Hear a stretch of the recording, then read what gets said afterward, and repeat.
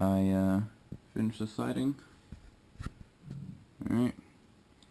And in this video I'll show you how to do the second story and the ceiling. Now keep in mind this is going to be removed. I only have this here because this wall was leaning outwards, and so I needed to straighten it, so I had to pull this a little bit this way. But this is going to be more of an explaining video rather than a doing video. I'm not really going to do anything. As you can see, I already put these supports here. They're called joists or trusses or supports, whatever you want to call them, and I put them there. Now there's two different ways you can do this. Well, it's not really, you don't really have a choice. It's either one or the other.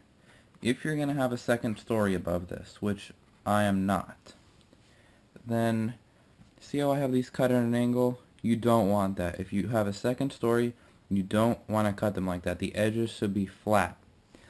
But before you even put these here at all, you're going to want to go around the border and put sticks on the sides, on their sides, sitting them on their thin sides, going all the way around.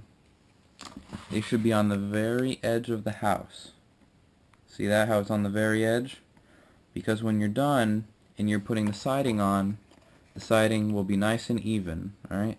So there would be, a piece here, and then of course you would cut the edges flat, they wouldn't be round, and they would go around both sides, so this way and this way, all the way around the perimeter of where the joists are going to be.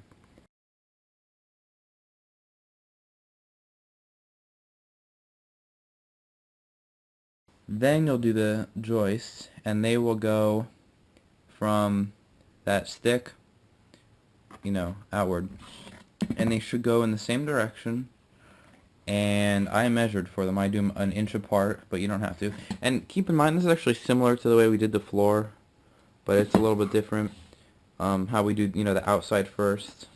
You're not limited to this length. If you want to make a stick longer, I've shown you how to do that in other videos. I won't show you again, but I showed you in the second video of this series, and I have a whole video on it. So if you want to make a stick longer, like this one here, go ahead, watch that. However, if you're not going to have a second story above it, which there won't be, this is going to be an attic. This is going to be actually, right here is going to be open. It's going to be a cathedral ceiling, but there is going to be a ceiling right here. So the ceiling is going to start here.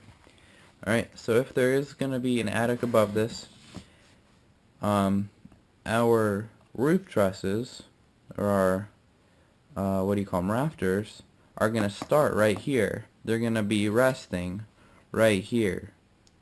And the roof is going to go at an angle.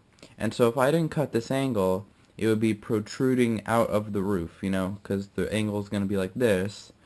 And if this went straight up, then there would be an angle there. It would be sticking out. So I hope that makes sense to you. When you're not going to have a second story above, you don't need to do the whole perimeter, like with those sticks going around. So I actually don't need this. I don't know why I put it there. Okay, I'll take care of that later. But another thing I also want to point out is you don't have to build the roof right on top of your walls. If you want to raise the roof a little bit, you can do... Now this is if you want to have a ceiling, like a flat ceiling. What you can do is make a second story, make it as if you're making a second story, do the perimeter thing, put your joists, don't cut them at the angle, and then rather than doing a floor above it, just go around the outside of that with sticks so you have a flat surface to put your rafters on. And then when you want to do the ceiling, a lot of people have been asking me about that. You know what, I just realized when I make videos, I always put my fingers over the microphone, so I'm going to try not to do that. Okay, so what you're going to do, it's actually a lot simpler than you would think. You're going to take a stick, you're going to put it where it needs to go. Well, first you're going to cut the edges so they're flat, but I'm not going to do that because I don't have enough hands. So you're going to cut the edges like they're flat, pretend they're flat, and then you're just going to put it where it needs to go. Notice how I have my hand in a very awkward position. I'm going to go ahead, hold it there, and then I'm going to put glue in each of those spots where the board meets the supports. So I'll just put one dot of glue on each spot. I'll hold it for like a good 5 seconds, and when I let it go, look, there's not even glue and it stays there. That's because there's a siding beneath it. But anyway, after about 5 seconds, it should hold itself there.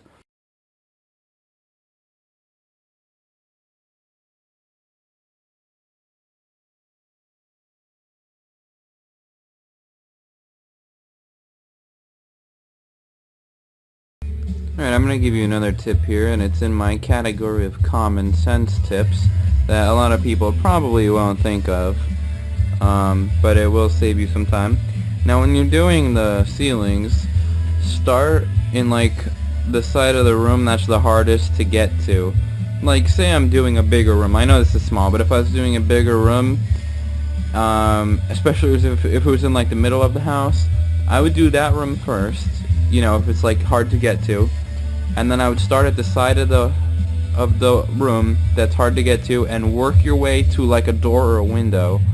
And so if this was on a bigger scale, I would start it here and I would work my way towards the window, and then when I get to the end I could stick my finger in the window and use that to hold up the sticks as I glue them, because obviously you can't get your finger underneath the stick to hold it up.